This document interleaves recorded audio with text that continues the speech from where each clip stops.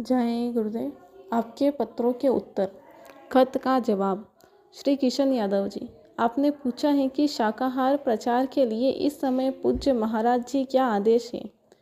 पूज्य महाराज जी का क्या आदेश है, इस विषय में यह बताना है कि विश्व विख्यात परम संत बाबा जय गुरुदेव जी महाराज के एकमात्र उत्तराधिकारी तथा परम पूज्य बाबा जय गुरुदेव जी महाराज द्वारा संस्थापित जय गुरुदेव धर्म प्रचारक संस्था मथुरा के अध्यक्ष पूज्य महाराज जी अपने गुरु महाराज के निज धाम जाने के बाद रात दिन गुरु महाराज के मिशन को आगे बढ़ाने में लगे हुए हैं। वह बराबर गुरुवाणी को याद कराते हुए कहते हैं कि गुरु महाराज ने अपने निज धाम गमन के पूर्व सत्संगों में यह आदेश प्रेमियों को दिया था कि हमारे इस शाकाहार प्रचार को बराबर करते रहना, हमारे संदेशों को जन जन के कानों तक पहुंचाना तुम्हारी बहुत बड़ी सेवा है। इसी शाकाहार प्रचार से देश दुनिया में भारी परिवर्तन होगा और तुम्हारा आत्मकल्याण भी हो जाएगा। इन्हीं वाणियों को आधार बनाकर वे बराबर शाकाहार, सदाचार और मद्य निषेध के प्रचार पर बल देते हैं। इस शाकाहार प्रचार पर जोर देते हुए कहा है कि हर नामदानी सत्संगी महीने में एक बार अपने जिले में एक निश्चित दिन या तारीख को एकत्र होकर खूब जोर शोर से शाकाहार का प्रचार करें। जिस दिन जिले का शाकाहार प्रचार निकलेगा उस दिन जिले में किसी स्तर पर न तो किसी प्रकार के प्रचार प्रसार का कार्यक्रम रखा जाएगा, न ही अन्य कोई सत्संग रहेगा। सभी लोग पूरी शक्ति के साथ खूब जोरदारी से जिले स्तर के प्रचार में भाग लेंगे। यह भी आदेश है कि जिले के प्रचार प्रसार में भाग लेने के लिए जाने वाले हर प्रेमी अपने घर से 5-5 रोटियां बनवा कर ले जाएंगे। जब जमा करने के लिए कहा जाएगा तो सब लोग अपनी अपनी रोटियां एक जगह जमा कर देंगे। 2-4 दाने प्रसाद के डालकर एक भावपूर्ण प्रार्थना करेंगे। इससे रोटियों का ढेर प्रसाद बन जाएगा। उसी रोटी प्रसाद को उचित संख्या में बांटकर प्रसाद ग्रहण करेंगे। यह प्रचार हर माह एक निश्चित दिन या तारीख को होना चाहिए। शेष अन्य दिनों में तहसील, ब्लॉक, न्याय पंचायत या ग्राम स्तर पर प्रचार करेंगे।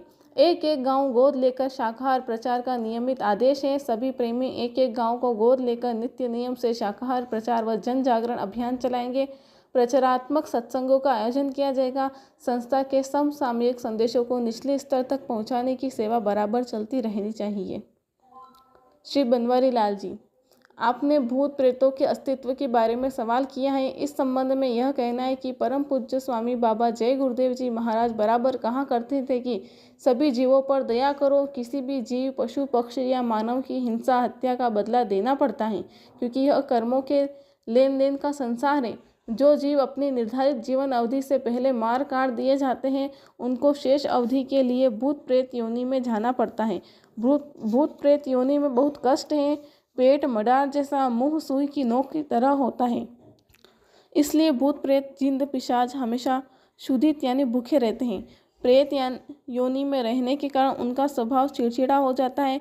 जब हमारे घरों में वे जीवात्माएं बच्चे या बच्चों के रूप में पैदा होते हैं तो वह संतानें स्वेच्छाचारी, माता पिता की अवज्ञा करने वाली, क्रोधी, चंचल स्वभाव वाली होगी। जीवन भर माँ बाप को कष्ट देती रहेगी। गुरु महाराज के यह वचन स्वतः प्रमाणित करते हैं कि भूत प्रेत का अस्तित्व है। उनके योनि से इनकार नहीं किया जा सकता। जैसे मनुष्य, पशुओं, अन्य जीव जंतुओं की अनेक जातियाँ, प्रजातियाँ, उपजातियाँ होती हैं, उसी प्रकार उनमें भी अनेक किस्में हैं। कर्म या मृत्यु के कारणों पर आधारित विभिन्न प्रकार के वर्ग हैं।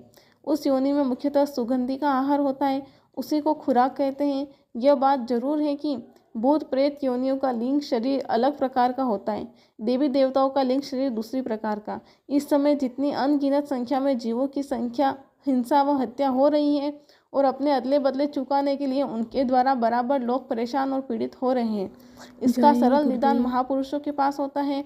उनकी वांछित खुराक देकर उन्हें संतुष्ट करके परेशानियों से मुक्त कर देते हैं। जब कभी मथुरा पधारें तो अपनी दिक्कतों की प्रार्थना पूज्य महाराज जी से करें। जो उपाय बता दे उसे अपना कर करें। धीरे धीरे मुसीबतों में कमी आने लगेगी, अंततः कठिनाइयों से मुक्ति मिल जाएगी। भगवान का भजन जरूर करें, उससे भी दया का लाभ मिलेगा। जय गुरुदेव।